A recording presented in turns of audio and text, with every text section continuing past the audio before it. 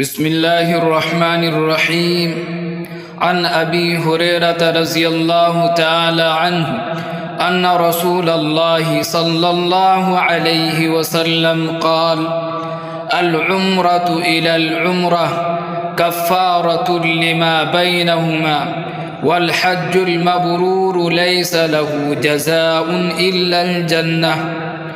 رواہ البخاری و مسلم.